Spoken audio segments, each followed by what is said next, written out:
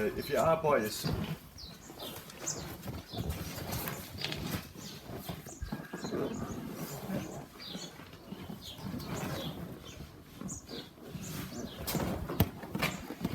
so you just jump through that middle one, just like straight through.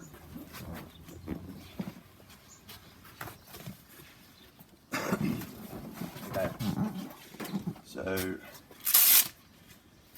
you have your leg straps. Now on the Velcro you've got your hook part and your loop part, the soft bit and the not as soft bit. Get the hook part of the Velcro, so the scratchy bit, you want to face it down to the ball. You want it facing down to the ball. Then feed it through the tube, under the tube, under your leg, and where that belly strap goes, you want it on top of that belly strap. I don't know if you can see that. So you want it on top and going through.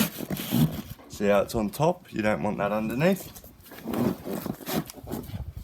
And then your Velcro's, the scratchy bit faces up so it doesn't ruin your costume. And that goes on top like that.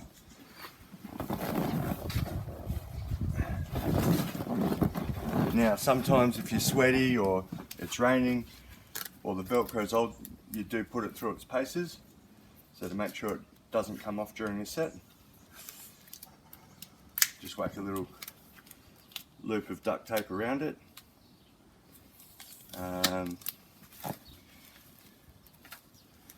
While you got the duct tape there, Scoot, just pop across over the Oh yeah. over the air valve just to show how we keep them in. So sometimes the valves, there's a few different brands of balls and a few different valves floating around. Sometimes they don't fit perfect. So to make sure they don't fall out, we just chuck a bit of tape over them. One, Right. I just do one. But Yep, that's fine. do two if it's really bad. Same thing with the other leg strap. Scratchy bit, face down to the ball. Scratchy bit face down goes through the tube on the bum ball.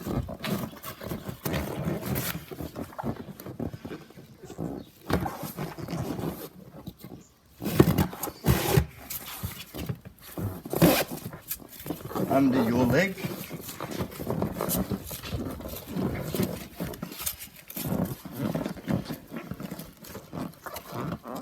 Through the tube on the belly ball, but over the straps. So it's only going underneath the rubber.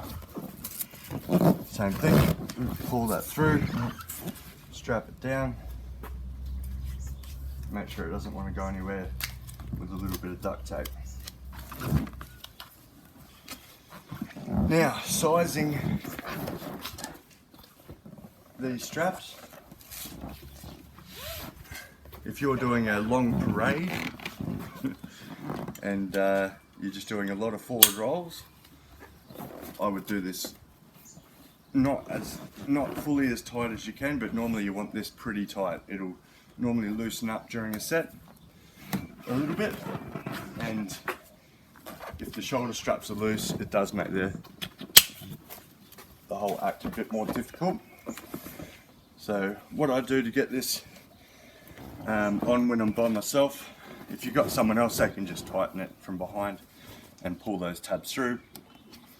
But what I do is I get it tight myself.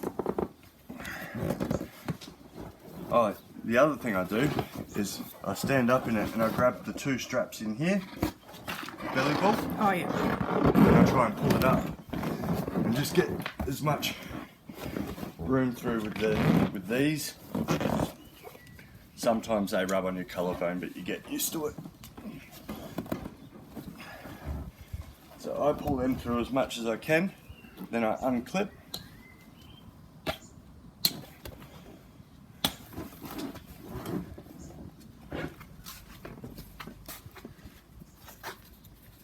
Then I just put a knot in it to make sure it doesn't want to move. Once you've set this up to you, it pretty much stays the same. You put it back in the bag and then you take it out and it still fits good. Same again on this one. I just tie it off so it stays at the point I'm happy with. You could do it with duct tape, I guess, as well. Don't worry about these longer straps because we'll tuck them in behind the ball. So now I can just clip that together.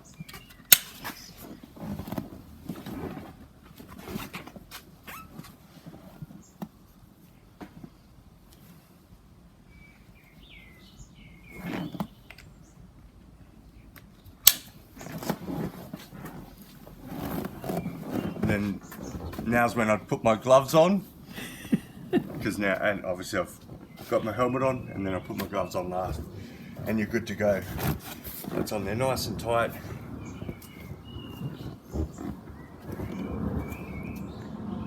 And if I was tightening them, for Yep. a lot of guys like that front ball higher, so Okay, I think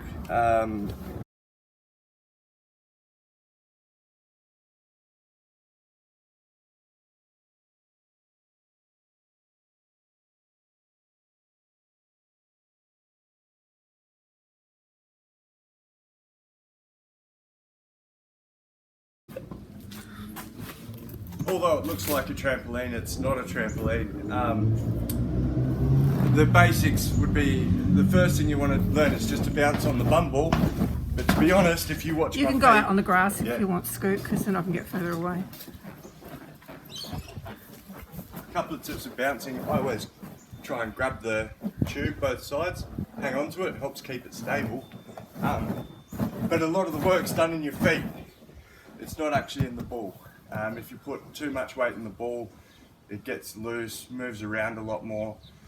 So you're having to constantly adjust it through sets. So if you were just to go like that, you're making the ball do a lot more work. Whereas if you hang on to it, keep it stable, and do a lot of it in your legs, it's much better for the rig.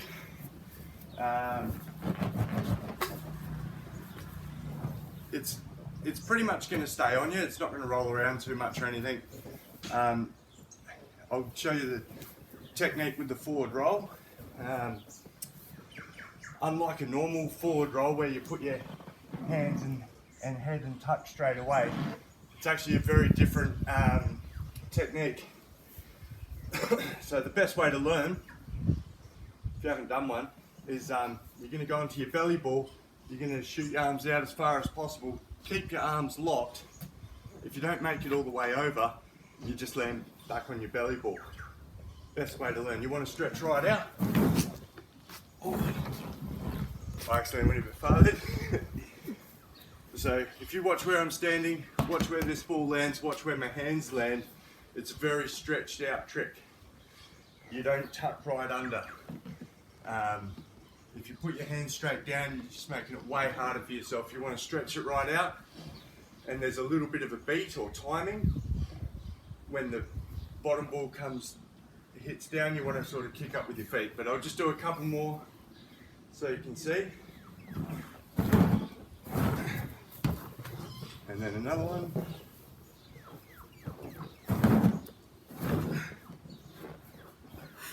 As you can see, it is quite stretched out.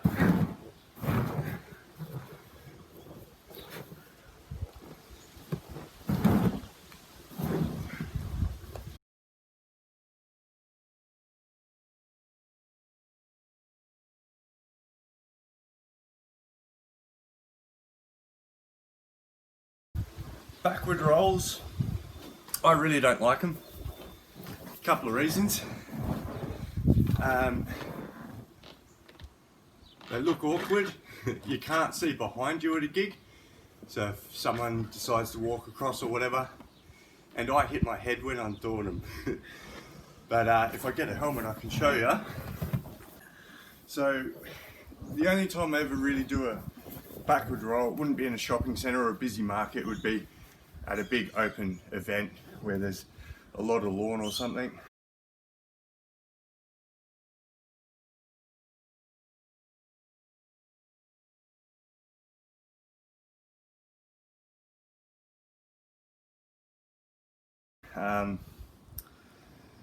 You definitely can't, if you just go for a backward roll, anyone could be walking anywhere. You definitely don't want to hit them in these. The only time I really do it is ever straight after I've done a forward roll, so I sort of claim my space in a way. And then you know you've got the distance, you've just rolled forward straight back. And then the backward roll, I just brace for impact. I don't know, I probably don't have the best technique for it. That's all I do, is just brace for impact, like a triangle. Like so. It's mostly my arms doing the work, sometimes a little bit of the helmet. I don't enjoy backward rolls.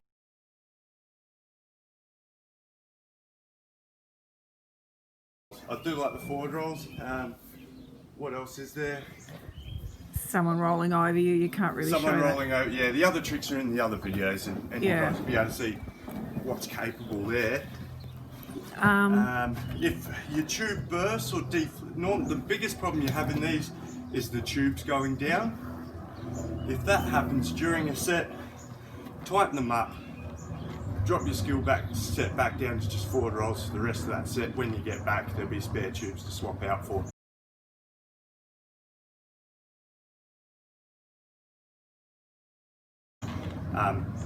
When I turn up to a gig, I like to have a spare ball and a spare tube there.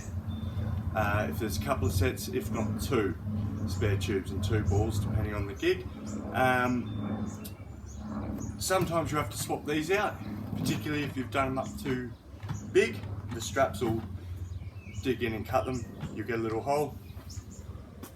If you do need to swap out a belly ball for another ball, pretty much you want to keep that the bigger size. You can't really swap it out for a small. You can swap the shoulder one out for a slightly bigger ball. So if you only had one extra ball on the side, I'd make it the belly size. You can still use a belly on the bum if you had to. If that was the case, probably just drop back to maybe 80% of how hard you're wearing the balls. On warm days, they tend to be quite solid. On cold days, the balls tend to break a bit more, particularly on rough asphalt where there might just be a sharp thing. Have you broken a lot of balls? They're pretty strong, aren't they? I don't know, maybe one in 40, 50 sets, one breaks. I don't know. It's not very often. Yeah. Once or twice a year, Yeah. pre-COVID times.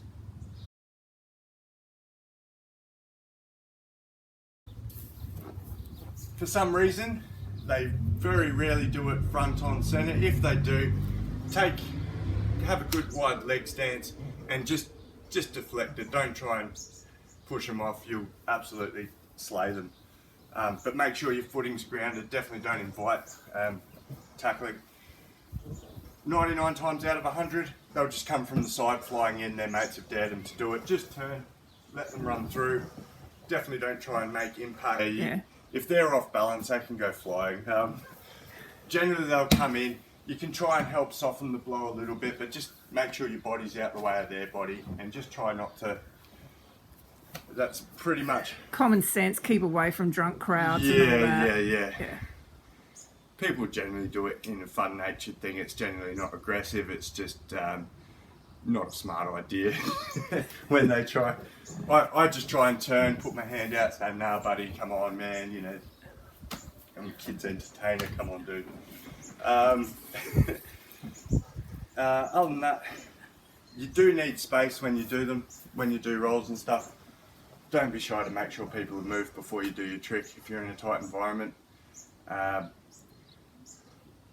You know, make sure you're just aware, and that's why pretty much the forward rolls, rolling over each other, and those sorts of moves are really good because you've got good visual awareness.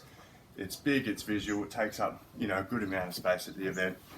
Make sure you go past the organiser's office and do the best trick at the start of your set before you look all tired. Try not to wait till the end of the set before you show off your best trick to the organiser. Some photo opportunities. Look, sometimes now with phones, everyone wants to take a photo. Don't pick kids up, put them on the balls or anything like that.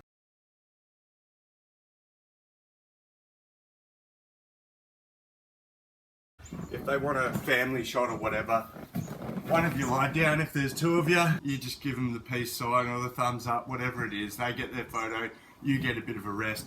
Try not to do that the whole set, of course. You team. Really appreciate it. Slack Taxi thanks you. Enjoy it out there in the bounces. It's a fun set to do, guys. It's the best reaction I've had for anything roving. Really is one of the most fun sets to do out there, and people just love it. So yeah, enjoy. Yep. Thank you.